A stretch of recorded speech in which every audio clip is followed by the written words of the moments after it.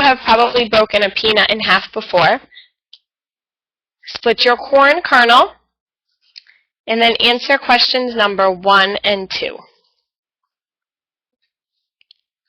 And when you are done with questions 1 and 2, answer yes.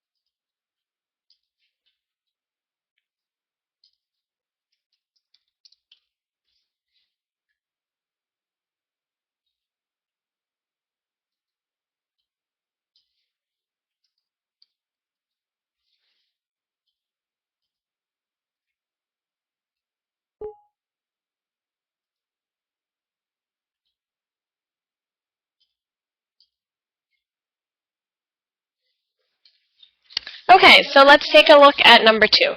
Number 2 says, what will the embryo become? Well, basically, your embryo is what you are looking at. So either your corn kernel or the peanut up here. So the embryo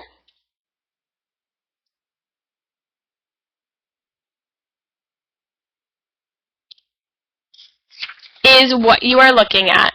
And what does this become? Once you plant this seed, either the corn kernel or the peanut underground, it becomes the plant. And in the case of the peanut, which is a dicot, it's going to become 2 cotyledons. And in the place of the corn kernel, with a monocot, it is going to become a plant with 1 cotyledon. So that is what your plant is going to become. Great question.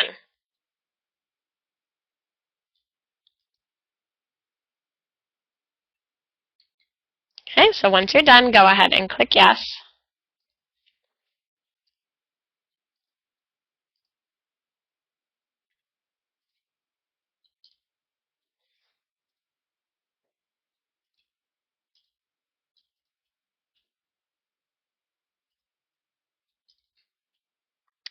All right, fantastic.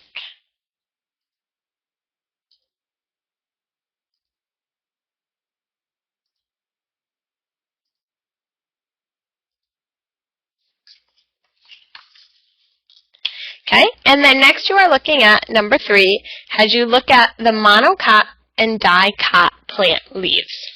Now, because I didn't want you to have to go to the store and buy a whole bunch of leaves, I am going to put monocot and dicot leaves up on the PowerPoint screen for you. There we go. And use the images here to answer question 3. To do question 3. Draw the leaf's venation. The monocot leaf is like the tulip that I showed you with the parallel veins. The dicot leaf is netted. Okay, you shouldn't need a magnifying glass because I have blown these up.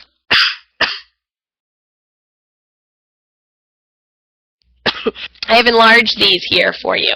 So you should not need that.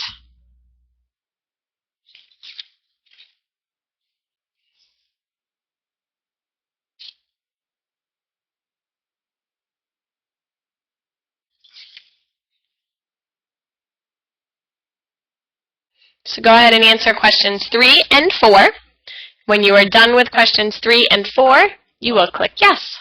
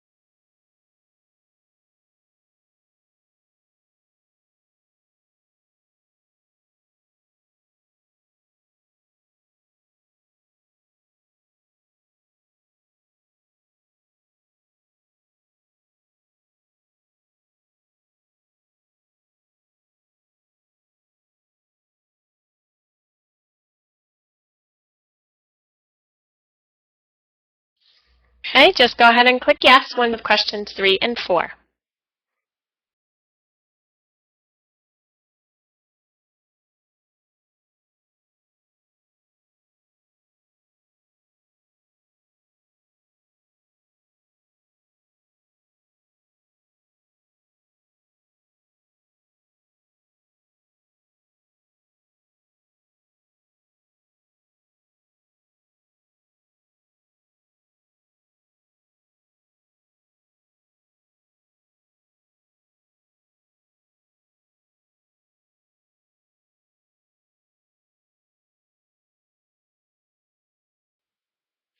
All right, fantastic. Now, number 4, it says compare the venation of the monocut and dicut leaves. Describe how they are different. Who would like to share their answer that they wrote with us? Any volunteers? Anthony, go ahead.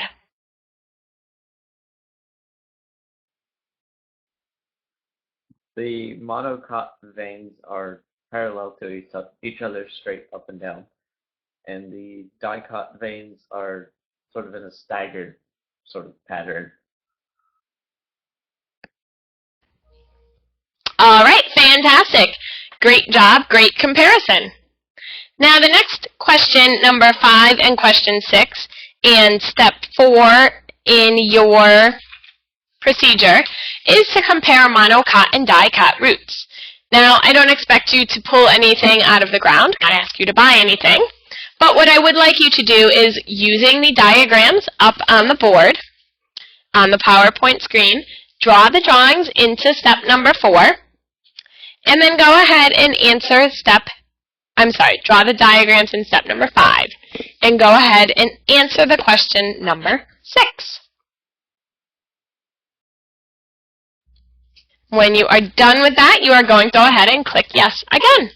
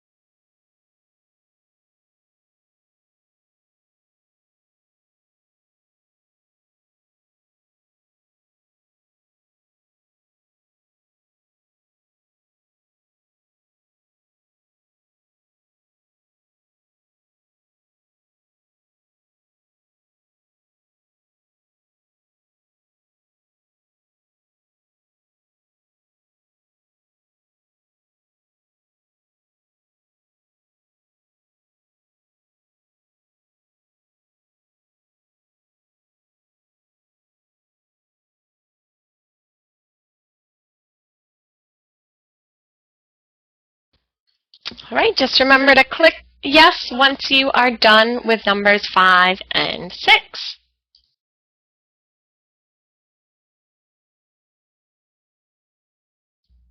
All right, fantastic.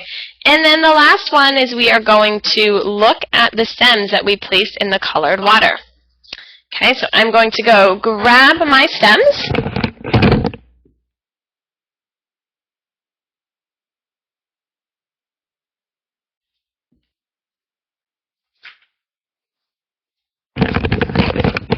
Now, you guys had your celery that you placed in the colored water. I'm going to turn my camera back on here so that you can see my celery and my tulip. So what we are going to do is check the stems that were placed in the colored water. Has the color traveled to the top of the stems? Okay, in my case, my colored water is not at the top of my stem. Okay, and you would see that by looking at the top of your celery. I put mine in blue water so it would be turning blue. And if it was at the top with my tulip would be turning blue. So it is not at the top. However, I can still look at the bundles, the vascular bundles in my celery and my tulip. If you look at your celery, you should be able to see darker areas of blue around the outer edge. And those are the vascular bundles. That is how the water is traveling up the stem of your celery, which is a dicot. Now, if you take a look at my tulip, hoping everyone will be able to see it, I'm going to make a fresh cut.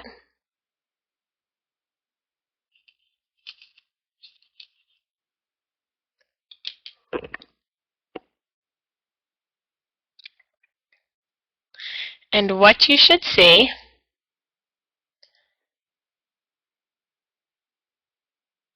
is you should see vascular bundles spread out over the entire, and let me see if I can get this close enough for you, over the entire stem. And it's hard to see, but it does look like the top right picture here because the tulip is a monocot. So what you are going to do in your question number 7 is you are going to look at the diagrams up here and your piece of celery, and you are going to draw your monocot and your dicot stem.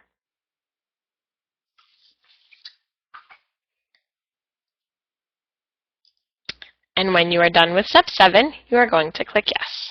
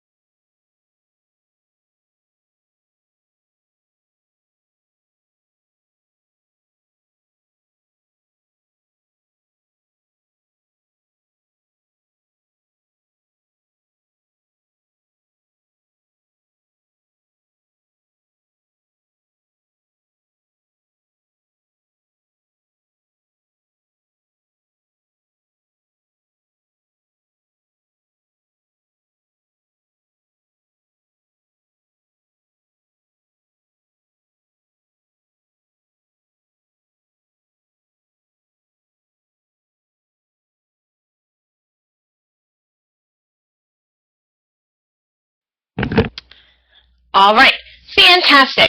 Now what you are going to do for part of your homework this week is you are going to try to find monocot and dicot flower, either around your house, or if you cannot find one around your house, you you can go ahead and use the internet so that you don't have to go purchase a flower. But I would like you to finish the lab, question number, or step number 6, and then finishing steps, questions 8 and 9. And your homework in Moodle is going to have a couple of different parts this week. One of the parts is going to be where you are just going to answer steps number 8 and 9. I'm sorry, you're only going to answer question 9. Question 8 is from the stems. So there's going to be a homework part 1, which will have question 9. There's going to be a homework part 2, which is going to have you do a little preparation for next week. Next week we are going to do our first dissection, which is going to be on an earthworm.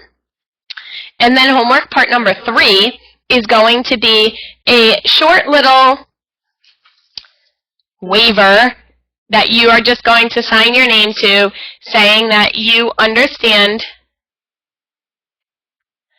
how to do the dissections and how careful you need to be when you are completing the dissections. So we are going to have 3 parts to our homework this week. None of the 3 parts are very lengthy. So we just talked about monocot and dicot plants, and they use photosynthesis in order to get their energy. Now there are plants that do not use photosynthesis as their main source for obtaining energy, and we're going to take a look at those right now via a video. We're going to watch a short video on carnivorous plants.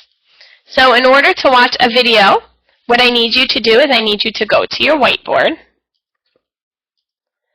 On your whiteboard, across the top, there is an icon that says Applications. Go ahead and click Applications.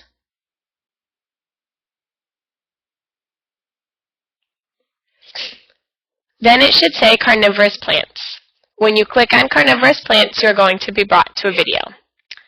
Go ahead and watch the video, and then we are going to come back and talk about it.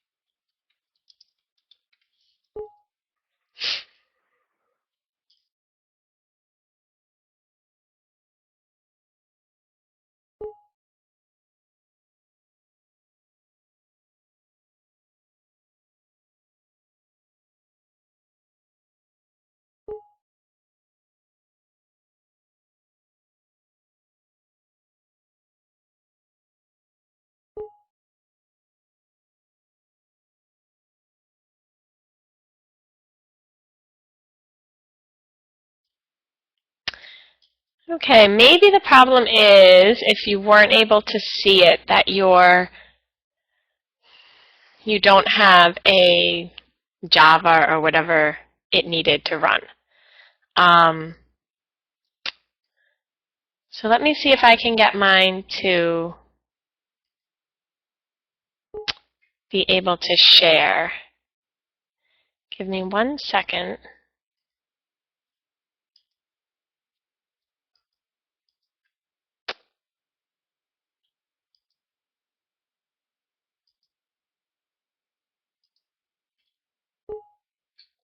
All right, I'm going to go ahead and the link is going to be up on the Google site, but I will put it here too.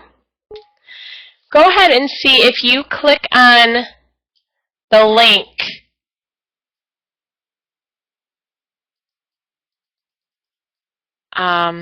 Who couldn't get it to say? Gabrielle, if you click on the link, see if you can get it to play or if you cut and paste it into your browser.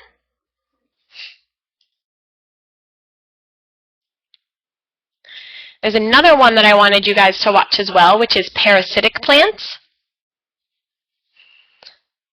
And that link should have just showed up right underneath the carnivorous plants. Perfect.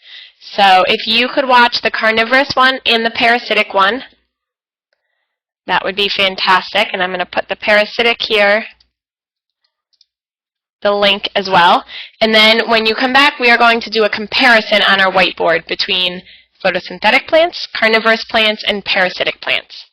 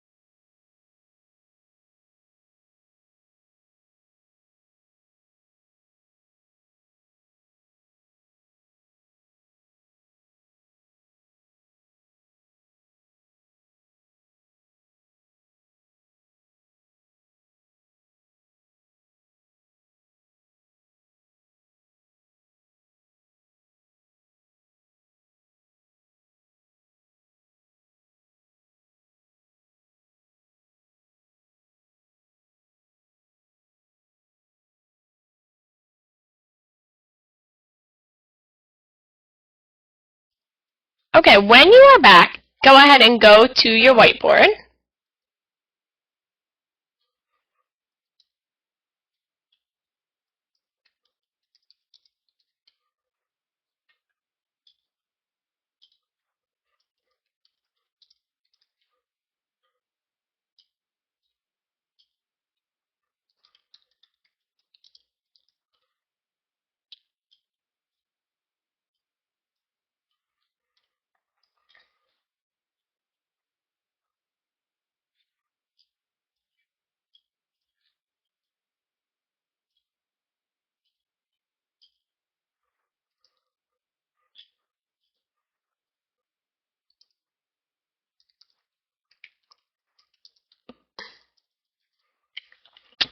What I'd like you guys to do is take a couple of minutes. I'm going to give you until 1:26, so 4 minutes, and write some characteristics of typical plants, what you would think of as plants around your house.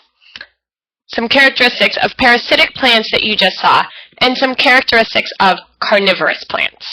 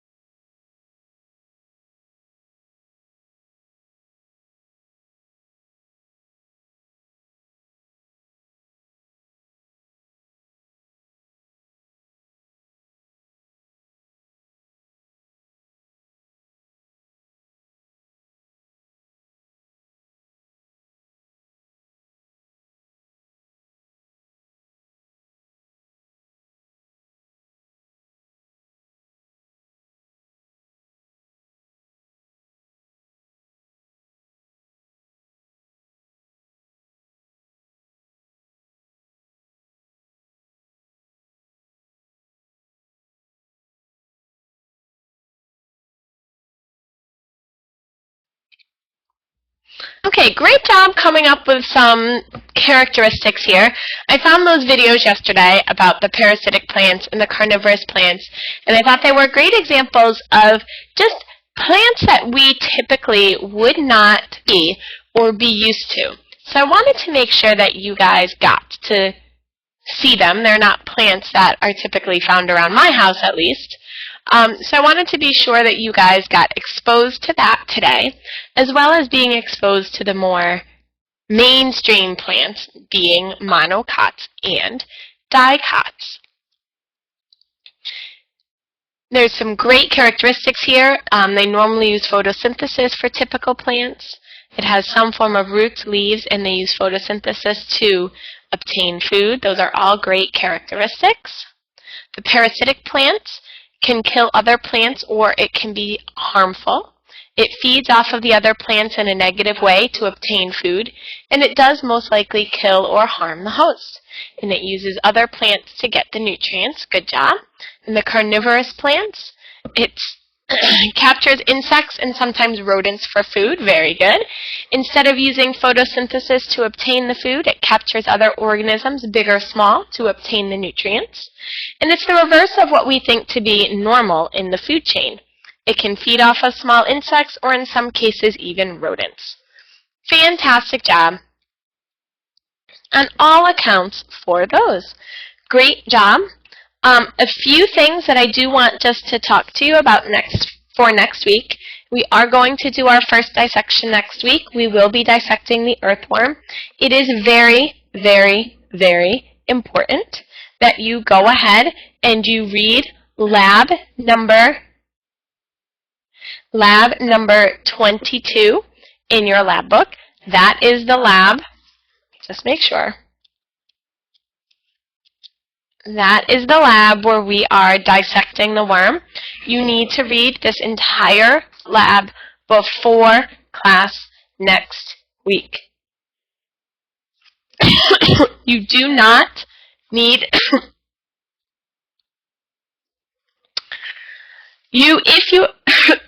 excuse me. If you have a live earthworm, we are not going to be dissecting the live earthworm. However, we are going to be looking at the live earthworm. So don't think that we are dissecting the live one. Okay, we are going to observe the live one and dissect the preserved earthworm. If for some reason you cannot get a live earthworm, it's okay. Just you can watch as I perform the lab. When you are working with the lab specimens that came in your kit, they do smell. I do not dissect in my house because it is very smelly. So my suggestion is going to be to dissect somewhere where there is lots of air circulation. I usually dissect in my garage if it is cold out, or if it is nice out, I will go out on my front porch. So just think about that. If you are dissecting in your house, you may want to have some windows open.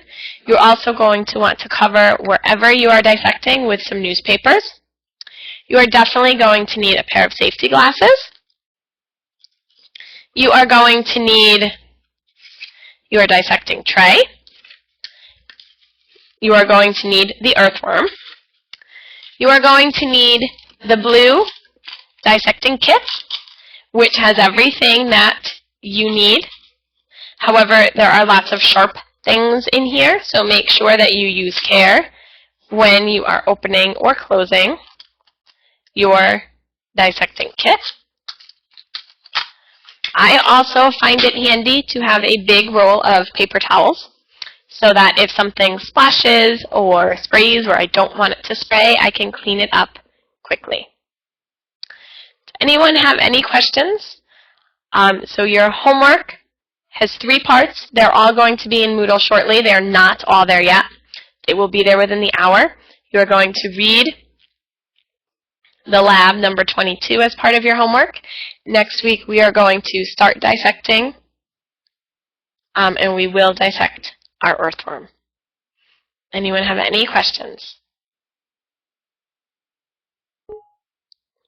Okay, well, class is over for this week. I hope you guys enjoyed our little bit about plants, and I will see you all. Oh, okay, Sarah, for your homework this week, excuse me, you are going to, part 1 is going to be to finish the lab we did today. Just answer that number 9, and it's going to be in Moodle. Part 2 is going to be a little activity about an earthworm to kind of prep you for class. It's an online activity. And part 3 is going to be just to look over a couple safety points about dissecting and just type your name so that I know that you read it. Nope, you do not need to do question number 8, Alicia. Okay, so I hope you guys have a fantastic day, and I will see you all next week. Bye-bye.